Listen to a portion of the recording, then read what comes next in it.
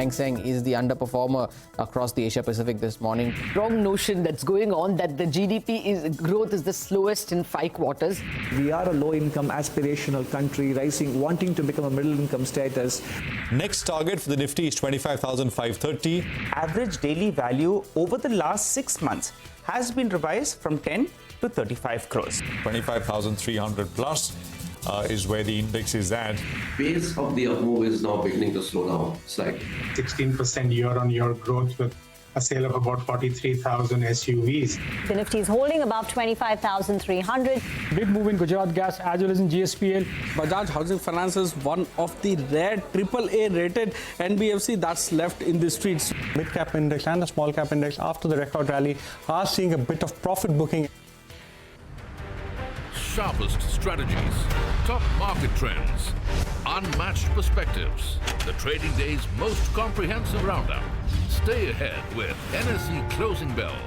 Broadcasting live from the CNBC-TV18 Motilal Oswal Studios in Mumbai.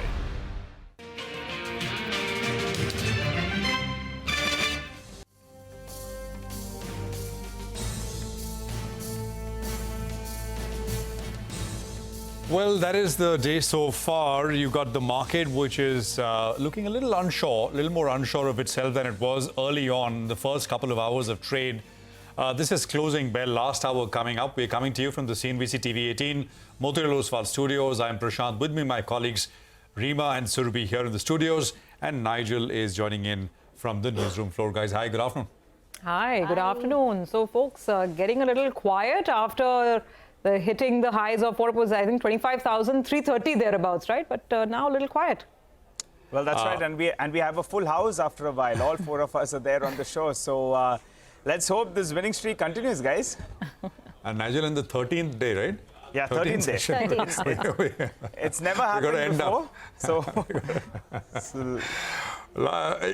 you know, it looked a little tricky, right? I mean, I think about an hour ago or so, because the market had sold off, and I think it went into the Nifty, it went into the red as well for a brief bit, or it was flat. So yes, so last Friday's close is 25,235. I think that is the close on Friday.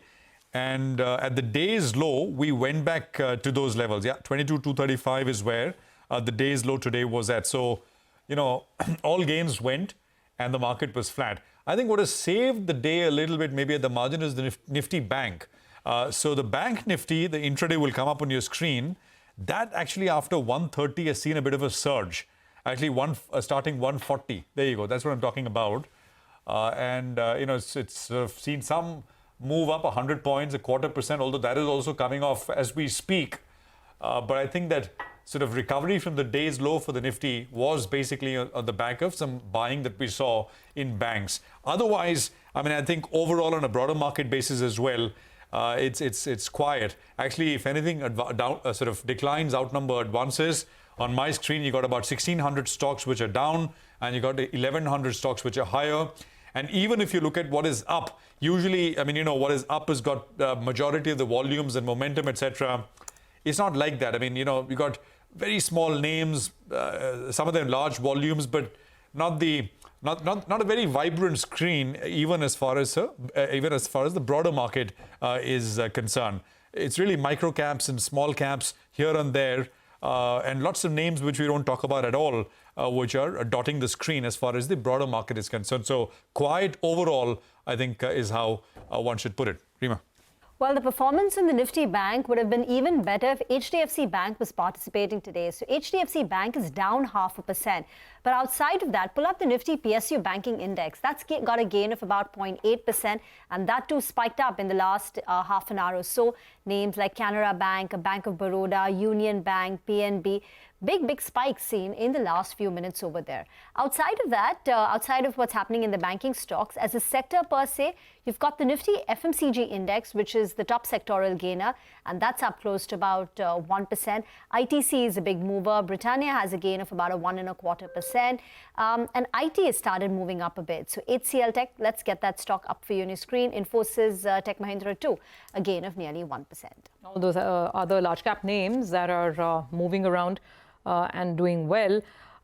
Just looking at some stocks which are moving beyond the Nifty, and Adani Power definitely comes to mind. Adani Power has been in news as well. Over the weekend, they finally snapped up a bankrupt entity through the whole NCLT process. This is a company called Coastal Energen. They run power plants in Tamil Nadu, and I think the total value of claims was about 11,000. Adani managed to get it for about 3,300 crores, so a fraction of what the total outstanding debt was. And that stock's doing well. Of course, Adani has been on an expansion spree. That continues. But beyond that, some more names, NHPC, SJVN, some of these PSU folks, which have now got the Navratna status. These stocks have been up and about right from the morning. And then you have, of course, the stock of the day, which we've been discussing, which we will talk about more as we go forward, which is Gujarat Gas and also the peer company, Gujarat State Petronet, GSPL. Both of those stocks are up and about. Gujarat Gas, the clear winner. Jio Financial Services is looking really interesting with so much of anticipation around the new F&O criteria, and if Jio gets an F&O and then whether it eventually makes its way to the Nifty or not. That's a stock that's had a pretty good session as well. But having said that, let's not lose sight of the fact that overall the mid-cap index is underperforming. There is still red on the mid-cap index. And the advanced decline ratio as well, Nigel, that's still negative. Far more many declining stocks than advancing stocks this afternoon. Well, that's right. That's why Jio Financial is the name that we mentioned earlier today. It could be the stock to watch because of this optimism that it comes into the Nifty in early 2025, post getting into the F&O, if at all it does. And also the stock had corrected nearly around 18% from the recent peak. I think it hit a higher from 380. From there, it saw, a bit of a pullback. So that explains why that one's doing well. But, Surbi, I just wanted to mention that it appears this cooling off, or we could be in for some kind of consolidation because of a technical factor. This morning, we had highlighted the PCR had moved to the upper end of the range. Today, at the start of trade, it was 1.45 odd. So that is normally at the upper end of the range, which calls for a bit of a cool off. So that's point number one.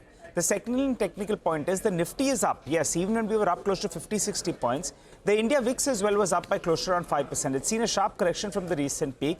But normally, when you have both of them moving in the same direction, that normally calls for some bit of consolidation or a pullback.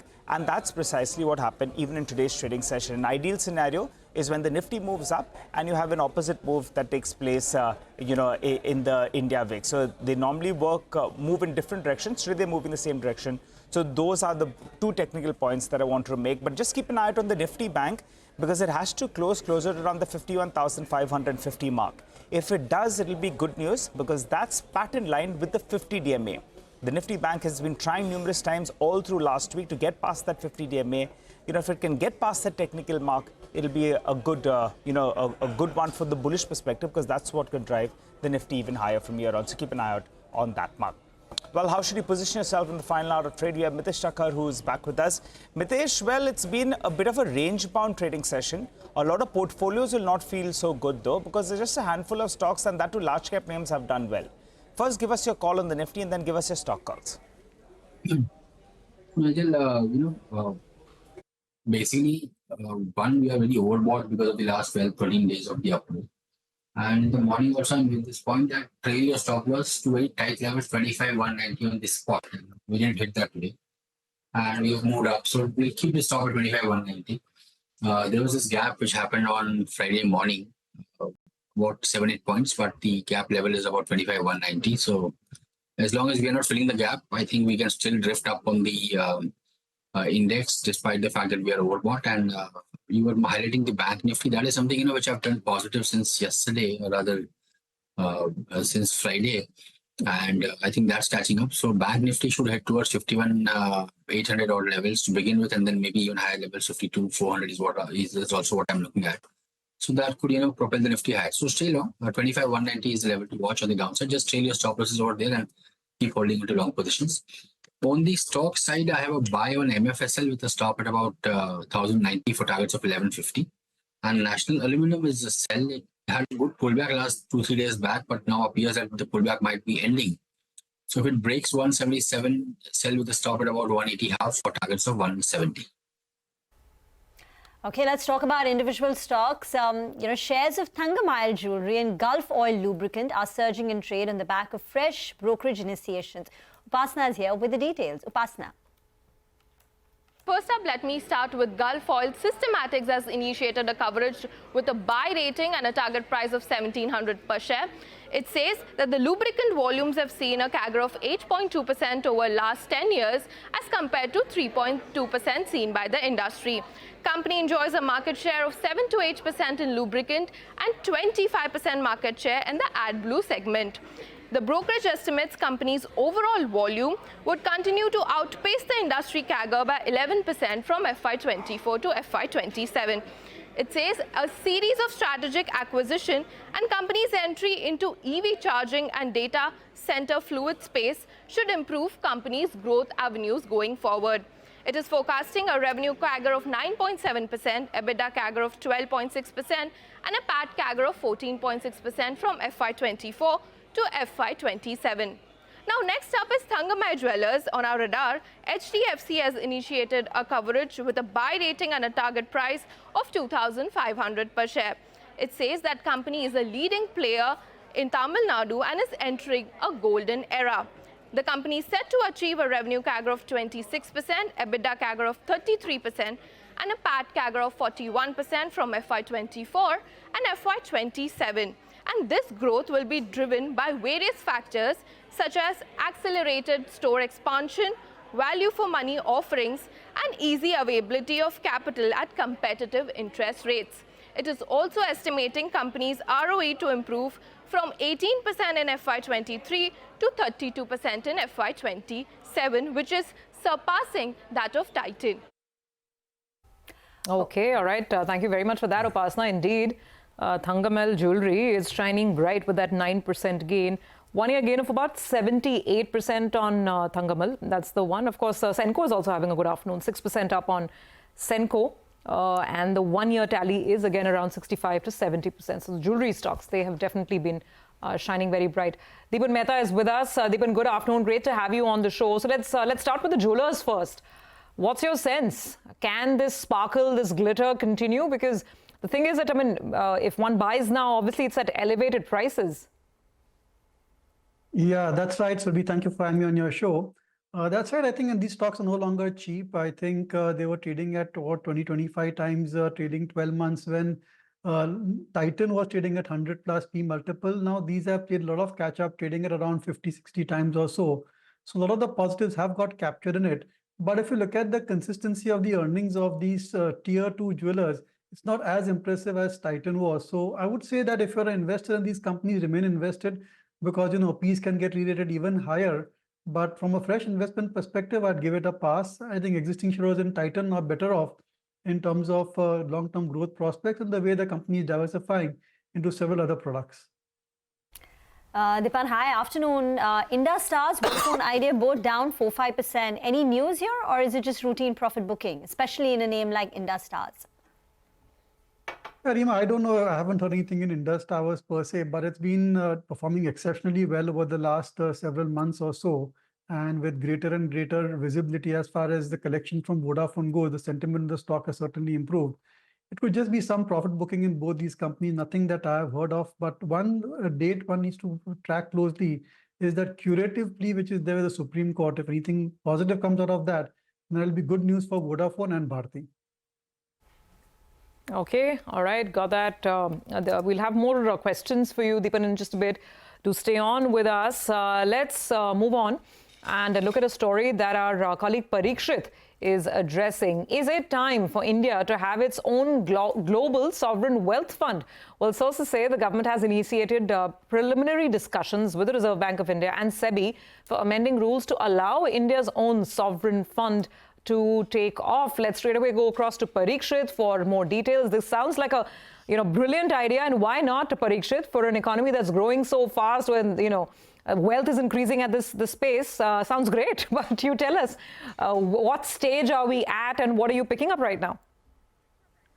Well, the Indian government, ever since the Narendra Modi cabinet was sworn in for a third term, has been thinking about how to become a $30 trillion economy by 2047. And the views and the feedback coming in is that you need to also have a sovereign wealth fund as part of your larger 2047 goal. So what we're hearing is that preliminary discussions, proposals have been shared with the Reserve Bank of India, with SEBI, with the IFSC, Gift City, to see whether such a fund will help India's interest and also improve India's stature financially on the global map. There is also a feeling that while currently India does give grants and aid to neighbors, friendly countries, also extends line of credit, a sovereign wealth fund will strongly increase India's capability to invest in infrastructure projects abroad, such as in India's immediate neighborhood, also in countries like Africa, which are a major priority for the Indian government. So as of now, these discussions are at an early stage, but officials privy to the plan say that even a $5 billion sovereign wealth fund can generate investment opportunities of $10 billion every year. And this would make India a big global player, and there will be a lot of financial interest also from global players into this fund. They're thinking of using such a fund to invest in other nations via PPP mode.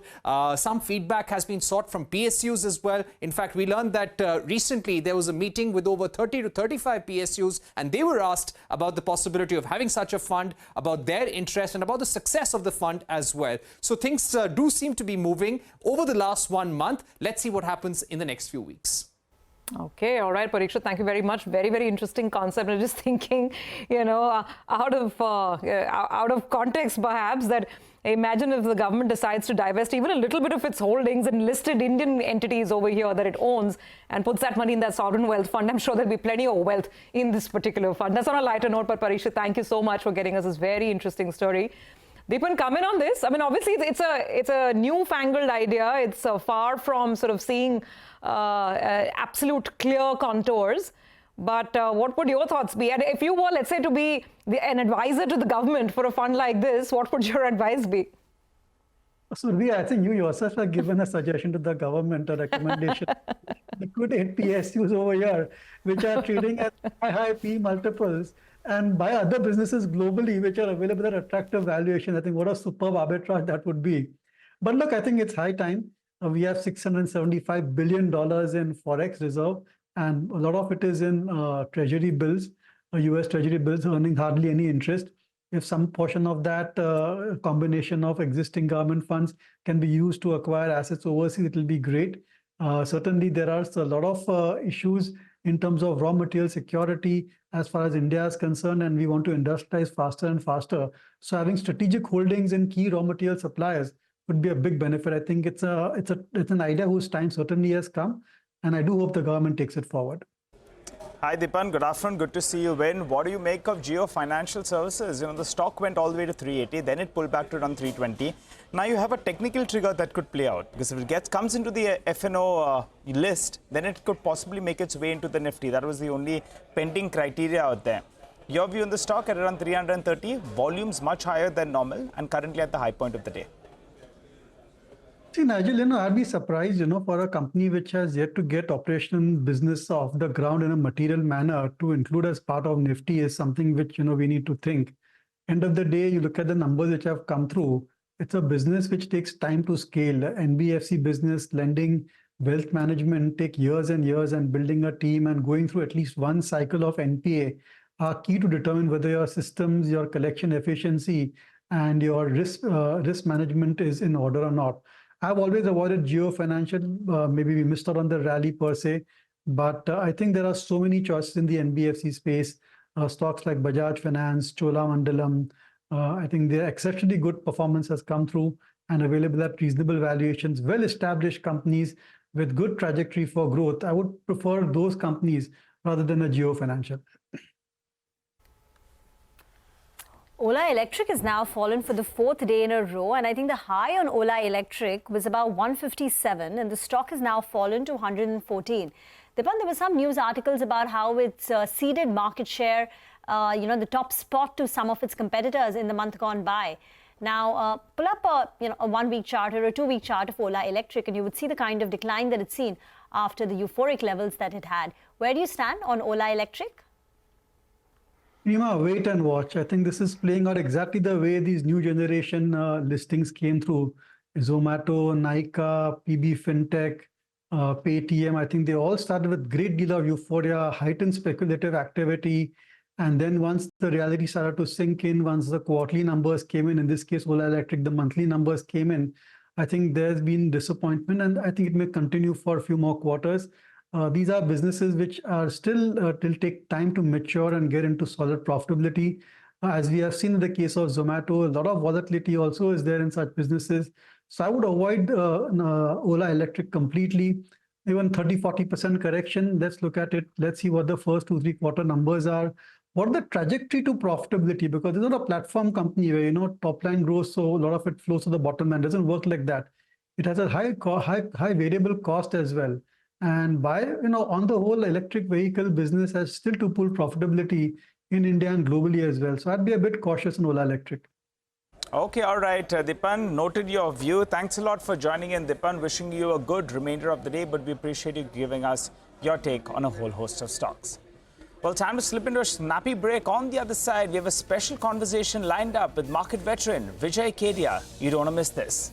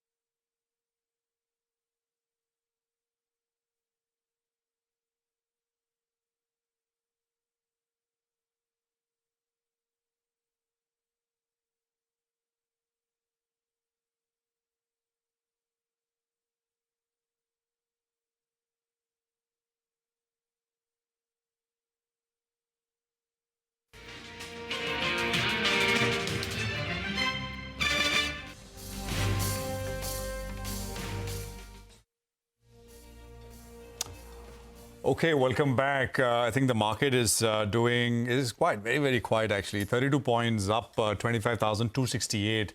That kind of a day. Broader markets are also not not rallying. They're taking it quiet and more down than up. So I think it's an ideal time to talk about slightly bigger picture. Markets, of course. We have Vijay Kalaiya, needs no introduction, with us here in our studios. As promised, of course, private investor. Vijayji, great to have you with us here, as always. And I want to tell our viewers that, on Friday, you must have seen the Hurun India Rich List, which came through.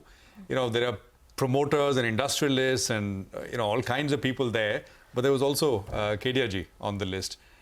So congratulations, I must say. Thank you. You know, अच्छी बात ये है कि you're not a speculator. You don't do leverage. You're not sort of trading in and out. I mean, I looked at your June closing shareholding. It's pretty similar to what the holding was 2 quarters, 3 quarters, 4 quarters back. Some small changes as such. So you're a long-term holder of stocks, and you're on that rich list. So I just wanted to start with that, and we'll get into markets, etc. No, that is all right.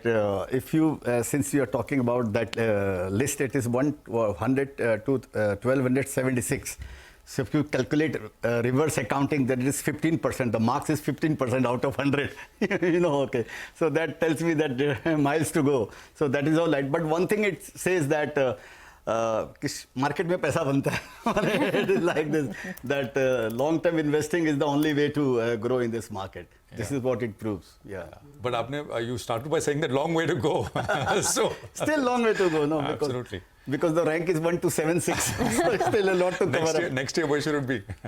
We don't know. It depends on the market wealth. Exactly. वो तो ऊपर ही जाएगा. And that also we don't know. Surbi and I, we always say that your demat statement belongs to the market. Your bank statement belongs to you. You know, so we never know what is going to happen tomorrow, next year. We don't know about it. But you've been cautioning on the market as well a little bit, right? You've been saying that last time I remember you said it's a stampede out there. Yeah. So is it still a stampede? It is there in the market because some sectors have certainly cooled down, like what we spoke last time. Then after that, defense and all these PSUs had come down a little bit. But money hasn't gone out of the market. So that is one good thing also, because it will keep the market going. And that people are still, being adventurous. Look at the kind of like IPOs, all these things happening in this market. So people are still, risk-taking. That mentality is still there. Correct. So where is the opportunity right now? Because money is still flowing in. People want to invest in it. We believe in the India long-term equity growth story, but valuations are prohibitive. So where is it that you find opportunities? Yeah, so again, it depends. I would not say this entire market is expensive, but I wouldn't say that the entire market is also cheap. I think 90%, if you will find that 9 out of 10 places, you will find froth in this market. So what I am doing for myself is just stay tight. Whatever investments I have made, I am just holding them. Maybe one stock here and there, I will switch or I will do whatever. Otherwise, basic thing is this: don't be adventurous in this market and just watch. Hi, Vijay ji. Hi, good afternoon. Nigel over here. Good to see you on that list. 1,276 odd. The way you said it, I could make out you're like that batsman who's batting somewhere lower down the order right now, but you have your eyes set, on coming in and playing a longer innings at the top of the order. So wish you all the best with regard to that. Since you were talking about market froth, Vijay ji, I wanted to ask you about the SME sector in particular. You have taken some large bets in some of these names out there. And it seems for now the street is just painting it with the same brush. That a lot of them, there is fraud, they're being hyped up, etc. But some of them have themes as well. Just to highlight, there's this affordable robotics company that was SME, now it's going to be listed on the main board. So the management as well has done some work besides having a theme out there. What is your view on the SME space and some of these smaller cap companies? No, I feel that there is froth in SME also.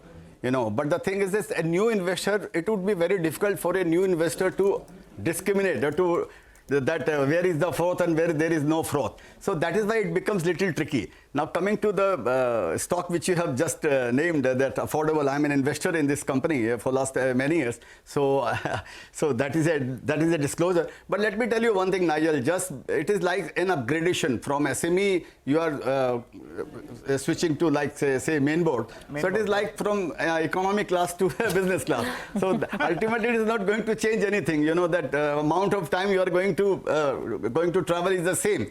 So maybe you will have little bit comfort here and there if you want to raise money and all. So that will give little comfort to your investors and all. Otherwise, fundamentally, it doesn't matter. So you'll feel that maybe the steward or the stewardess comes and gives you like a juice couple of times more because you're in business class on the main board. Yes. In terms of getting more funding. Yeah, fair point. But just to expand on this point, there is the SME IPO buzz, and we've seen the regulator also warn on it. There's also the entire sort of FOMO about unlisted in general. Now, whether that's unlisted, Swiggy, the need to be in the pre-IPO stage of the next big IPO, whether it was Ola or Swiggy next. What do you say about that? And in terms of the IPO pipeline, I'm not talking about SME now, main board, interesting bigger companies that are coming out. What are the concepts or what are the kind of companies that look exciting to you? No, nothing. If I don't invest in IPOs. I don't invest in pre-IPOs also. Okay. And certainly in this kind of market, so far as while I'm talking to you, I will not invest. So I am just sticking to my old investments and all, and I'm comfortable. So I would not like to be adventurous. When there is a typhoon, no. That is the best thing is to stay calm. And your portfolio, we'll have the portfolio up. We think we were showing the portfolio and it's largely stable. This is as of the end of June 30th. Stocks where, companies where Mr. Kalaiya has over 1% holding. There'll be others as well under 1%. That's not, of course, public. Mr. Kalaiya, on Surabhi's point, pre-IPO, I think it is also a little bit of supply chain management, right? I mean, you are going back and back because by the time it comes to the market, it is expensive. So you're trying to, isn't that what is happening? I mean, for people who are doing it, they're trying to buy it, before as a private company, and then, anchor mein to, as a small investor, you have no chance. So a lot of the interest in the pre-IPO at an early stage is because at every round, at every stage, by the time it comes to the market, and it is true for large investors as well, that you're going right to the source to try and get it as cheap as possible because, as you've been saying, by the time it gets to the market, it is not cheap anymore. It's kind of fairly valued or expensive. Prashant, somehow I feel this 9 out of 10 stocks are manipulated. Let me tell you, if I can use this word, either manipulated by merchant bankers or manipulated by the owners, promoters or investors, or even the person who is applying into all these companies. I think there is a manipulation going on. There's a scam going on in this sector. I'm not saying that... Which sector? In? SMEs, IPOs. SME IPOs. SMEs, IPOs and all. Okay. Yeah. But only the SME board, or you think that even in the main board, in the pre-IPO segment, there is some sort of undesirable element of trading? Look at Ola. What happened to Ola? I think it got listed at 76 rupees. I think the moment it listed, it was not in circuit and all. I think No, it had a very calm 1 or 2 days. And then what happened after a few days or maybe after a few hours it started and stock went up to 155. And one big FIIs or one big investor, I don't know, they dumped the stock, they sold the stock. And stock is down 30%, 114. What is this? May not be manipulation, but it's a euphoria, and it's a clear-cut euphoria. Yeah. So I would like to stay away from all these kind of happenings in things in the market. But you said specifically with regards to SME, do you think last few weeks it's kind of quietened down a little bit after all the, SEBI has put out an advisory, and what one I hear at least is that because these are not approved by the regulator. These are approved by, these SME IPOs are approved by exchanges, BSE and NSE. So, but rate of approval has come off. Earlier it used to be 3, 4, 5 IPOs every week. But, it's kind of, they're slowing it down a little bit. And that is why that Yamaha dealer got listed. Oh, baap ne nahi kiya to bete ne chori kar liya. Bete ne nahi kiya to pote ne kar liya. How does it matter, yaar? That this is what the news is, no? Only two dealerships. 8 employees and all. Yeah. So I don't know. They must be using some AI, and every dealership will manufacture some vehicles. And we were having this chat with Deepak Shenoy as well on that particular issue. Now, they did not ask for 2,700, 2,800 crores. They asked for 12 crores, right? 12 crores. 12 crores. They got a subscription for people said 400 something, whatever. Now, what is the promoter going to do? You're right, it's euphoria and people are really chasing things up. But would you call it, how would you characterize it? Bull market. I think these kind of things are structured, Prashant. It did not happen just on its own. It is pre-decided. I think all this, I don't know who is the merchant banker for this company. I'm not talking about this particular company. But I feel that this is what I had told SEBI also in one of committee. They had taken me. I said the same thing there also. It is all these things look like pre-structured. They sit on the table. Okay, he will apply this much. They have a set of investors who had made money in the past on their IPOs offerings and all. So it's a structured issues, a structured game. I'm not talking about this particular company, but usually I think these are structured issues. So this subscription of 100 times, 200 times, to some extent is a bit engineered, according to you. Engineered, yes, 100%. It does not happen like this. Happen. Yes. You like it? Now, of course, SEBI is saying on day one there's a cap, right? 90%. on SME. Yeah, now they on have SME changed listing. the- It's 90. So you liken the market environment currently to that of a typhoon. Yeah. So, that causes a lot of damage and destruction. But at the broad index level, so far, we've gone unscathed. So are you anticipating a big correction in the market? Correction is coming in this market. Earlier, I was expecting that maybe this entire market will collapse. But it appears that this liquidity will not allow this market to collapse on the whole. So maybe it will keep on happening. Market will keep on rising on a rotation. So maybe some sectors will react, and then money will go in another sectors. So this rotation will continue in the market as long as US market is holding the fort.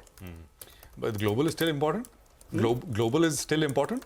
Or of course, it is important. Sentiment-wise, it is important, I think. Yes, I think it is. Because August, we got a bit of a jhatka, but it was quickly corrected, right? Early August. तो झटका ठीक है झटका because ultimately वो झटका के बाद में वहाँ का भी market जरूर देखते होंगे कि भाई Dow Jones is also at all-time high, Nasdaq is also coming at all-time high. Correct. So that sentiment-wise, it does matter, I think. Vijayji, the thing is that what we are trying to understand is the new normal of getting a huge amount of domestic liquidity month after month, thanks to the mutual fund money that's coming in. And that is one trend that is not reversed, right? So one wonders that, and that's why maybe all issues are getting bought. I mean, when you had capital gains tax that got bought, you had election volatility that got bought into, you have US hard landing, soft landing, Goldilocks is there, not there. It's all getting bought into. Does this worry you, just that we are in maybe an irreversible kind of a situation where money just keeps coming every month? No, it is not going to last forever. Of course, it does worry me because I think that it is not going to last forever. Now, coming to your point, like long-term capital gain tax and STT, STC, because there is so much volume in this market, so much satta is going on in this market, so much gambling and jua is happening in this market. So they don't worry when you go to the casino and suppose if you are charged 5 rupees ka cheese ko, if you are charged 25 rupees or 50 rupees, you don't mind. Yeah. So, and as I think I had said on the channel also that how many people pay long-term capital gain tax.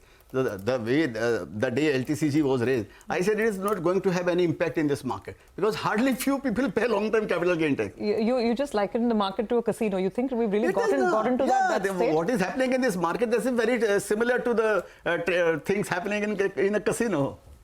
Okay, it's a modern casino. Nigel? All right, Vijayji, final question. Since you spoke about the EV theme, Ola, and you gave your take on that, I wanted to ask you about the other ways of playing this theme. You have something like precision camshaft out there. Plenty of promise, but delivery has yet to come. You want to run us through your thesis out there? Yeah, Nigel, I am an investor in this company. Yes. So that's a disclosure. I have vested interest. And I think the kind of things what they are doing since last 3 years, that retrofit or whatever that people know very well. So, and they are, of course, dealing with some of the large LCV manufacturers. So, and if we have belief in this EV theme and all, so of course, then retrofit will also work sooner or later. So maybe they should be benefited. so Vijayji, let's now talk about the investor who wants to go beyond, whether it is casino, whatever is happening in the market. But we're talking about people who want to build long-term wealth. The problem that they are grappling with is that for most cases, the stocks that people want to buy, the prices are not coming down. And the ones where you have maybe valuation comfort, the likes of your large blue chip banks, for instance, or your FMCG companies where you have quality and maybe, good pricing as well. Those stocks have really not taken off in a meaningful manner. So investors are left with this confusion in terms of what to buy. So what would your advice be? No, I will say that what I can't advise because I'm not an advisor. I will say that what I am doing, suppose if I like the shares today only, and maybe there must be some froth also in that particular stock because of the whatever happening in the market. So there are two ways, Surbhi. One thing is that I buy now and maybe stock price will fall 10-15% and I will regret. And the second option is like, suppose if I buy today, and if I don't buy today and stock goes up 15-20% or maybe 20-30%, then again I will have a regret. So you have to choose one regret, which is closer to you. So to me, that regret is better that I buy and stock price goes down. That is, I'm comfortable in that regret rather than missing out the train. So it depends on your individual choice that where you are find your own comfort zone. Okay, and I know you can't name stocks, but maybe themes or ideas that really inspire you right now. I mean, people are talking about quick commerce, then whether it's electric mobility, data centers. I mean, there are a lot of newer sort of topics that people are discussing where companies are also coming up. Where do you think long-term money can be made?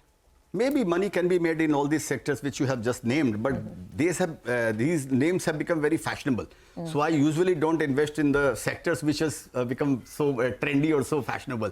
I like to invest in the sectors which is which is not that much in the public domain, or people are skeptical about those sectors. I usually invest there. And that phase is long gone, right? We are in a phase where most things are glamorous. Fashionable and glamorous, so, those opportunities have thinned out. Vijay, great to have you with us here. Thank you for coming here. Very much. Thank you. And really appreciate it, as always, here on CNBC.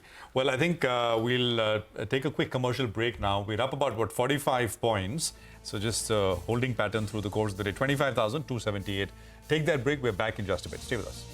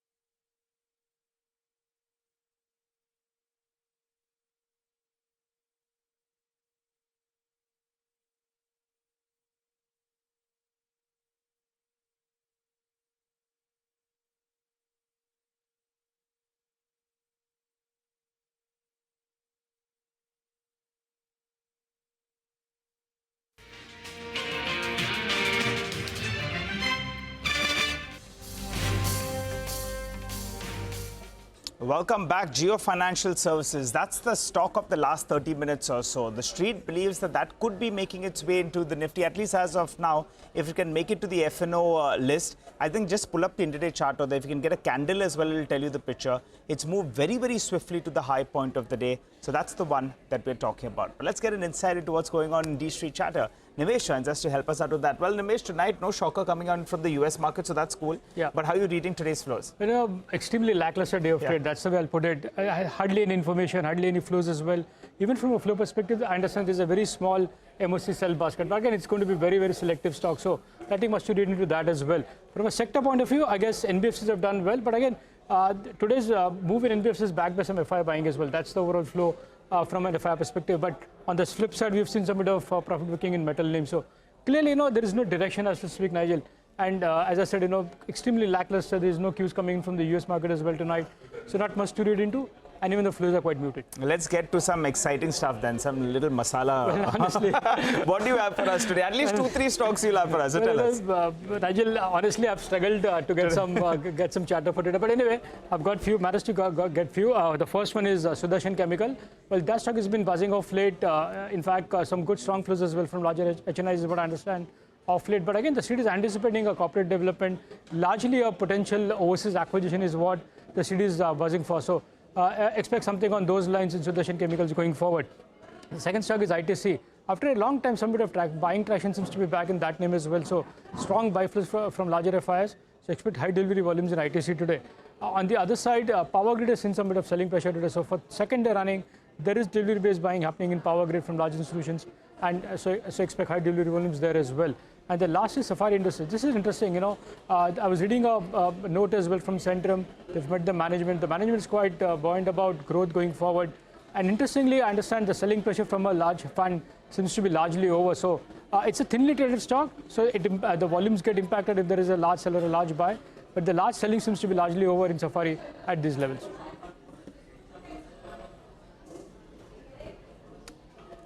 Okay, all right.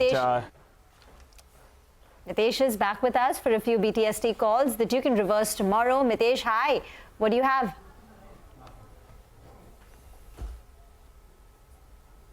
You're on mute. No, yeah.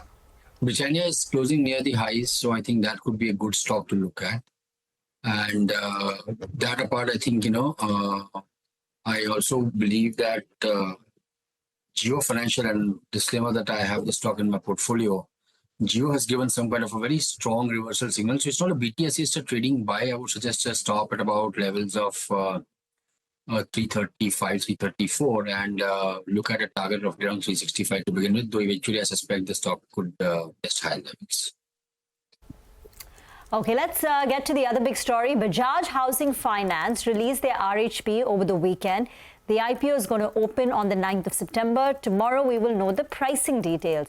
This is going to be the first IPO from the Bajaj Group in more than 3 decades. Much anticipated. Abhishek joins in with some more details on this. Abhishek. Well, Bajaj Housing Finance, it's one of the few NBFCs or HFCs that are still a AAA rated entities, especially in the housing finance segment. So the IPO opens on 9th of September, closes on 11th of September. They are looking to raise about 6,560 crores, of which 3,560 crore will be fresh issue of shares to investors, while you know there is an OFS of about 3,000 crores. So promoters, that is Bajaj Finance, is looking to garner about rupees 3,000 crore from this IPO. As I mentioned earlier, the credit rating, one of the few HFCs with AAA rating, BHF, that is Bajaj Housing Finance, LIC Housing Finance and Canfin Homes, only these 3 HFCs are now AAA rated, while PNB Housing Finance, Aadhar Housing, Aptus Value, all of them are AA rated. It is having the best in class asset quality. Take a look at its gross NP ratio at just 0.28% is second best is about Canfin Homes, about 0.9% that they recorded in Q1 FY25. And they also have the lowest net NPA ratio at just 0.11%. And when you compare that to, you know, the next best from Canfin Homes, it's at 0.49%. The AUM is at 97,071 crores. So this will be the second largest housing finance company to get listed next to, you know, LIC Housing Finance, which has an AUM of about rupees 2.9 lakh crore approx. So if you take a look at the AUM mix, about home loans is 57.5%, LAP or loan against properties close to 10%, lease rental discounting is about 19.5%, developer finance that's about 11.2%, and you have others which are at 1.8%. Back to you. Okay, all right, got that. Thanks very much, Abhishek, for the details there. So all eyes on this big issue as it opens out next Monday, which is the 9th of September. Let's welcome in our next guest on the show. We have Anand Tandon joining in for some perspective. Anand, thank you so much. So let's actually start there. We'll have another listing from the Bajaj stable after a long time, this time on the housing finance side. And I think, while half the money is going to go to the promoter, a little over 3,000 crores comes into the company. Have you looked at the business here and, you know, maybe overall housing finance and then how Bajaj may be placed given its pedigree? Well, yes, I think, I have mentioned on this channel before as well that among the financials, housing is something that I think is doing quite well and is still relatively attractively priced given the new listings that have come in over the last year and a half. Bajaj, I think, would fall in the same category, probably obviously more pricey, but nonetheless, as you said, one of the key issues in housing is the ability to raise money cheap. And given its background, Bajaj would be able to do that compared to many of the other more recent competitors who are not as well positioned. So from that perspective, it is a portfolio which is likely to be doing quite well. Growth is not an issue at all in that segment. The issue is really in terms of being able to price it such that you get the best credit. And I think Bajaj has that to offer. The fact that the promoters are taking money off the table is a common thread that is happening through almost all the IPOs. In fact, almost 60% of the money that is being raised currently is not coming into the company. And that tells you just the sign of the times. Okay, so that's a view on Bajaj Finance. The market, by the way, is still holding on to a gain of about 48, 49 odd points. Trends haven't changed. The mid-cap index is still underperforming. By the way, there's been a fair amount of buying on some of the Adani Group stocks today, Adani Green, Adani Power. These are up and about as well. Let me just check this with you, Anand, if you have any views. I mean, over the weekend, the fresh news on Adani Power is they've snapped up another asset from the NCLT, a bankrupt power producer in Tamil Nadu. And obviously, they've got it at a great bargain price, a fraction of what the total dues were. And any thoughts on either Adani Power or the group overall? Would you be taking any exposure here to any of the entities? So I think, power as a sector overall, I think has become fairly overpriced, largely on account of the fact that there is now visible demand. Just about half a dozen years back, you were looking at power capacity being available, and when these companies went into NCLT, at around 2 crores per megawatt. Now, you can't buy anything at 6-7 crores or more. And you can't certainly set it up at that price anymore. So, you are having a situation where, because of the fact that near-term demand has become fairly strong, the assets are being priced again, fairly aggressively. At the time when it was at 2 crores per megawatt, nobody was, was willing to buy it. So it's like, it's a cycle. Currently, I think most of the asset owners are overpriced. Adani Nandal is very much in the same category. If you are looking to look at power in related areas, I would still prefer companies manufacturing transportation components, etc., because that's one sector that will have ongoing demand, as well as the fact that they are perhaps a little more or less regulated, therefore are able to control their margins a little bit better. I think companies which are actually in the generation and the consumer-facing space will have pushback from both the consumers as well as regulators fairly soon.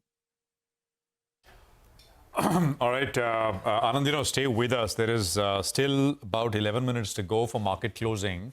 We're going to take a break here. We're going to leave you with some sound bites from Jairam Sridharan, Managing Director at Piramal Capital and Housing Finance. It's an NBFC with about 70,000 crores in assets under management. This is him talking about margins for the sector. He thinks they will bottom in the second quarter. And a little bit about leverage in the system as well, especially on the unsecured lending side. Listen and take that break. We're back. I do feel like Q2 is going to be the bottom from a margin perspective. Things should start looking up. A lot depends on what happens in the policy environment and if some easing starts happening and how long it takes for that easing to start showing up in lending rates. But see, the liquidity was way tighter 2 months ago than it is now. And hopefully it stays that way. Hopefully, I mean, it's not an excess liquidity environment, but it's not a very deficit liquidity environment either out there. So hopefully things stay that way for a little bit longer for pricing pressures to ease. Point about leverage. I think leverage is a real issue in the market. Here are two statistics that kind of stun me, honestly. Of all the applicants for credit, unsecured credit in the market, 10% have more than 10 live unsecured loans right now. Of all applicants, 10% of them have more than 10 live unsecured loans. How crazy is that? Who would have thought that anybody would be running 10 unsecured loans? 10% of the applicant population is running that today. Here's another statistic. Everybody who's applying for digital loans, right? You should ask this to the FinTech panel next. Everybody who's applying for digital loans, 50% of those applicants have more than 5 unsecured loans open. 50%. This is not normal. This is not the way lending works. This has not always been the case. It is new. Something new is happening in front of us right now.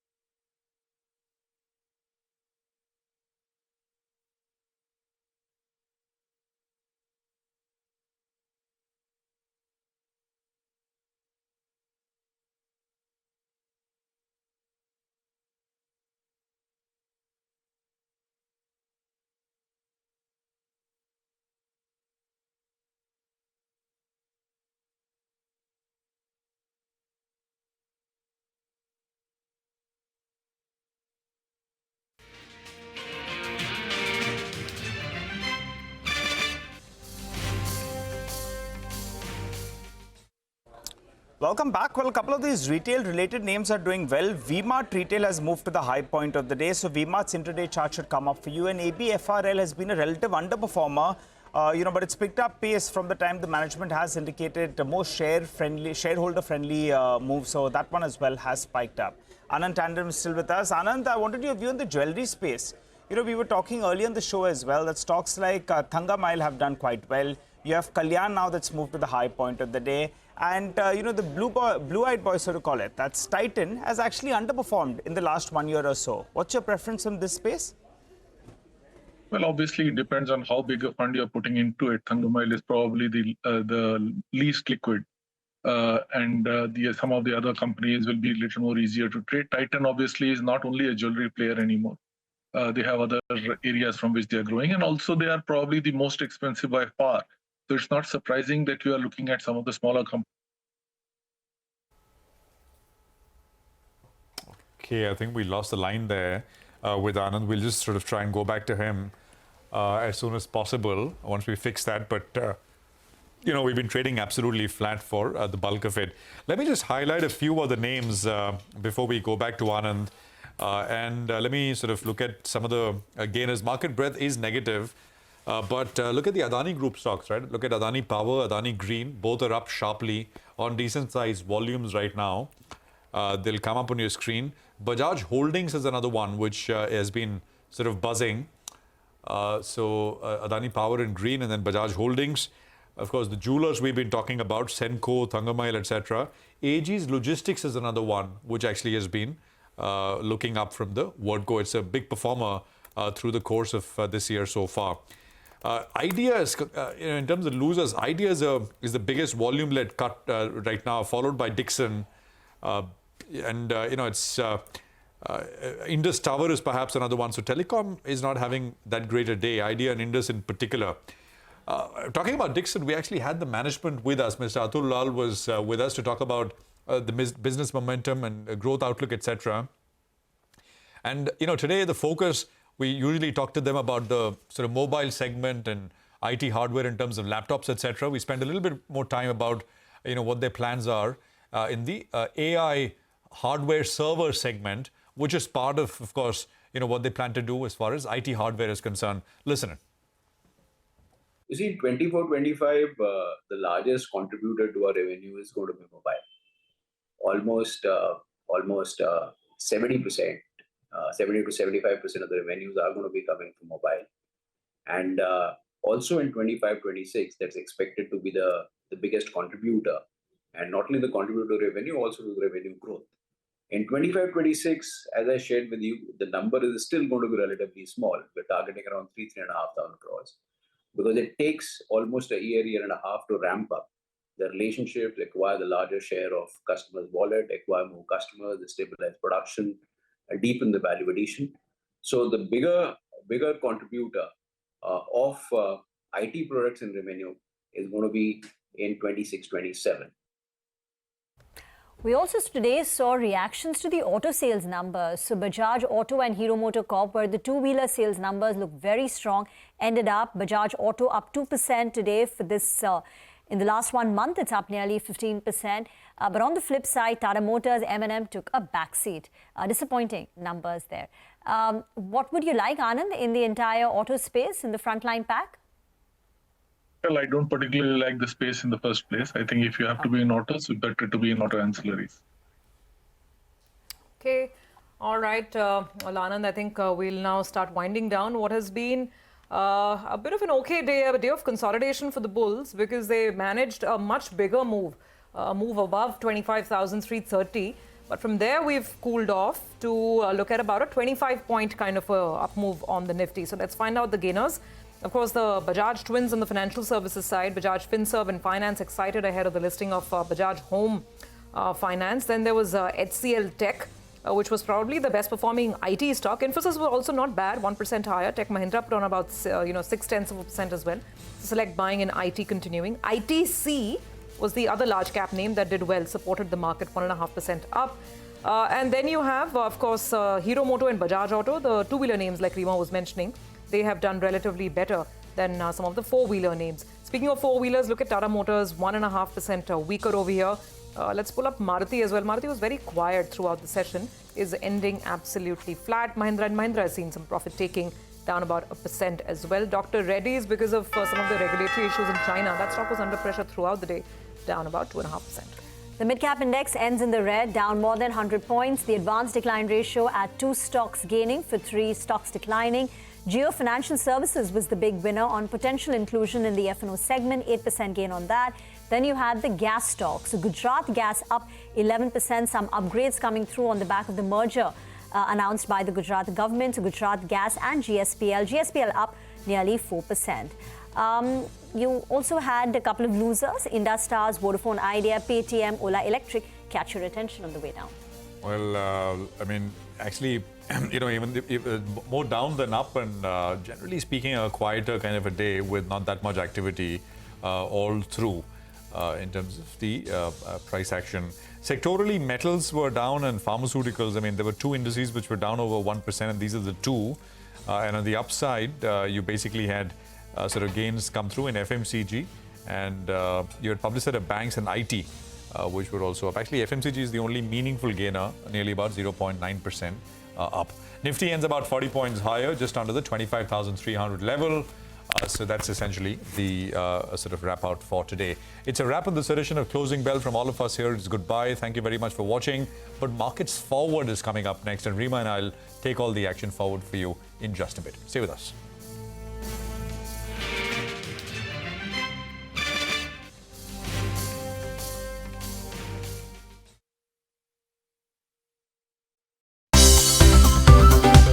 Thank you for watching CNBC-TV18, and do follow us on all our social media platforms for news, updates and more.